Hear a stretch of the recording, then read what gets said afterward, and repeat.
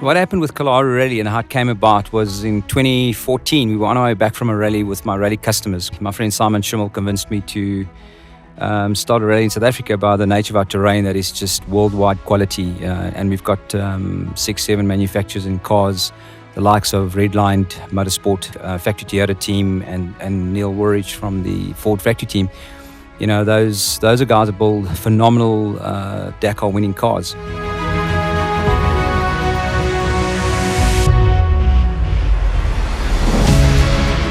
That's where we just thought, you know what, we need a cross-country international rally raid type event like the Dakar, and that's where it sort of started.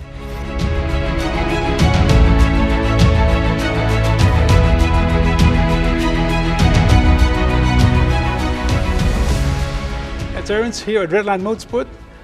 Johannesburg is the heart of off-road racing, and we're getting ready for the Kalahari Rally, and you're going there with 3 cars.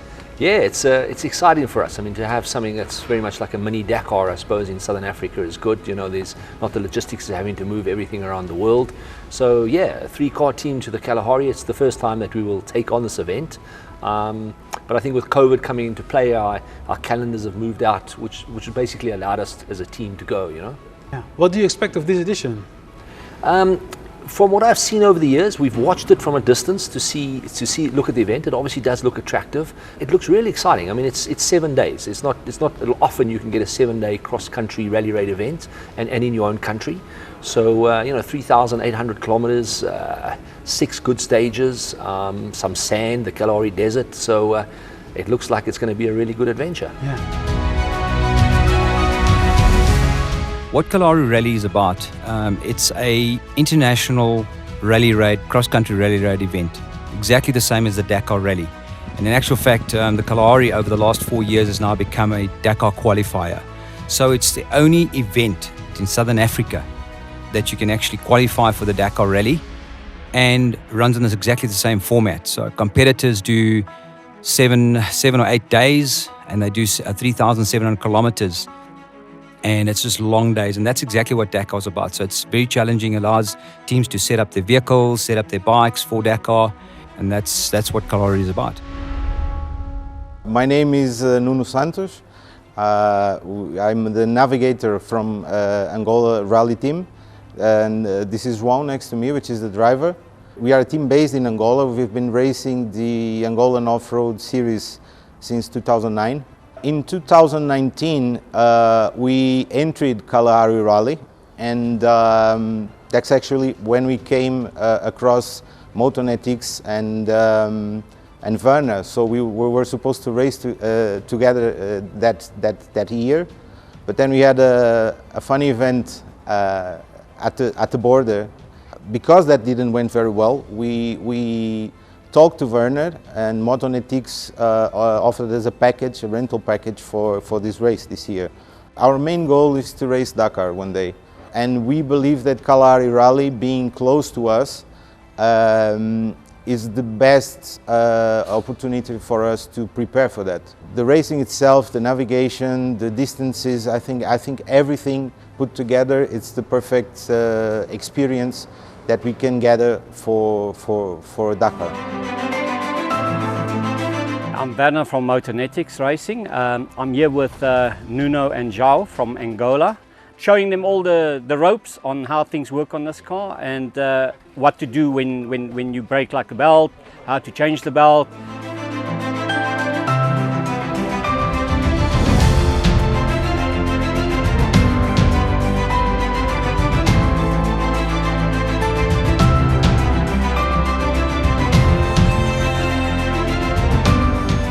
Entries are looking good. We've got 67 entries for the rally, as you can see. We've got the factory team as well from Redline, some of the Centuries, the CR6s, and you can hear them in the background there. So yeah, it's growing. It's growing. For me, I'm a racer at heart first and foremost, always will be. So yes, I want the guys to enjoy it. And having raced for so many years in my life, I'll always be a racer first, and I suppose then a rally director. But there's times when you've got to put the rally director hat on.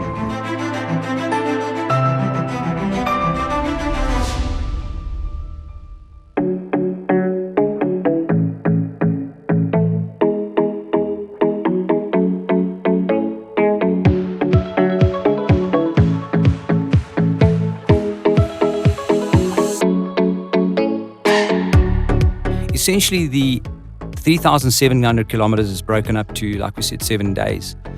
But if you look at the actual breakdown of a typical day, your shortest day is roughly about 300 kilometers, and then your longest day is about 900 kilometers.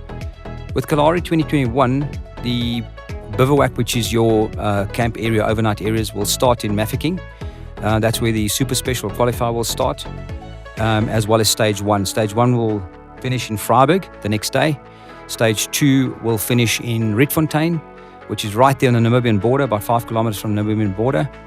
And then from that same bivouac, we will do stage 3, stage 4, and we'll start stage 5, which will finish in Mafeking. Stage 5 will run along the Botswana-Namibian border, and then stage 6 will run along the Botswana border as well, finishing again in Mafeking, which is the last night for the last bivouac and awards ceremony. So that's how Kalahari's 3,700 kilometers will run.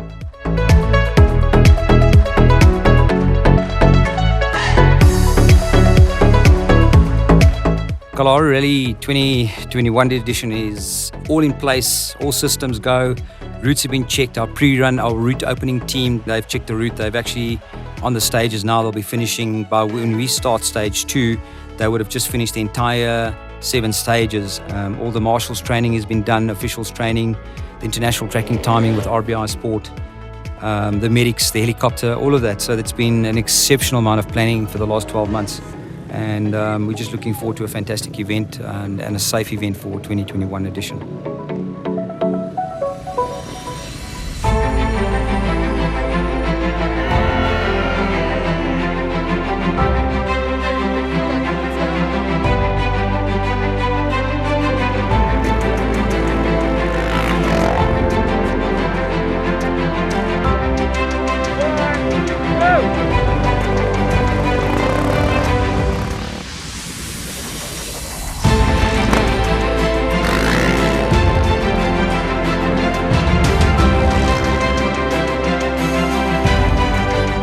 Gary, first day's done. Yeah, Are you happy with today? very happy, yeah. It went well. Weather's awesome. Yeah, for the bike, everything went well. Road book, everything not too bad.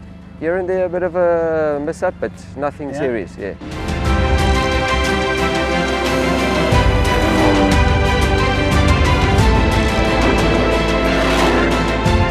Terence, you jumped in at the last minute. You haven't been racing for a while. So, how was it today?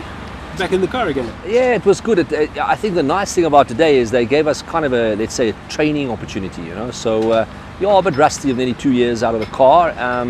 But, you know, forget my rustiness. The navigation was tricky. It was really tricky, and I think well done to the organisation. I mean, they've given the guys an opportunity to make all their mistakes, let's say, on what they refer to as stage 0. So we could make our mistakes, we could get our learnings from it. So yeah, it was an interesting stage. I stopped during the stage to help Henny. He had got himself in a Henny de Klerk? Henny de Klerk, yeah, he got himself in a kind of a donga ditch, and we needed to tow him out and get him started, and that was quite early on in the stage. And then thereafterwards, yeah, I think we got lost once or twice. I'm sure everybody did. As I said, it was really, really challenging.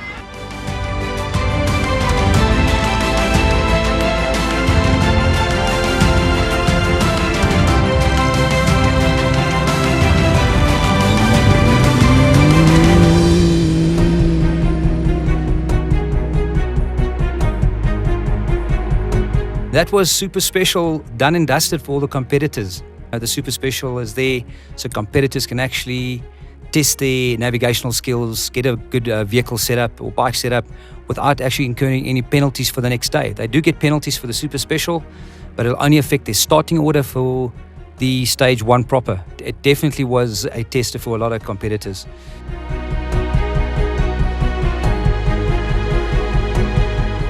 Henny, you're one of the more experienced competitors. You've done Dakar, you've done Rocket Jazz Challenge and the Kalahari in 2019. It's true, yeah. You rode the fastest time today in the super stage, but you got some help from Terence, and you still managed to be fastest. Yeah, luckily, I mean, it was nice for Terence to stop. We actually stalled the car there because I left foot brake and I came into a turn and there was a ditch and I obviously broke, and then I stalled the car and then we couldn't get the car started for some reason. We have a starter problem. For some, it looks like when the car's too hot, it doesn't want to start, you have to cool it down again, but then we were waiting there. Yeah, no, it was great fun. I enjoyed it a lot. It's different, obviously, because now you have to ride the bike as well, and obviously the enduro is slower, so we're not used to the higher speeds. And then you concentrate a lot on the riding and make mistakes on the navigation. Yeah, how did it go today? No, very good. Yeah? Yeah, we had a great day. It was a really, really good track. We had some mechanical problems with one of the bikes, so we lost time there. But apart from that, it was great. I mean, obviously you make a mistake here or there, but nothing too serious.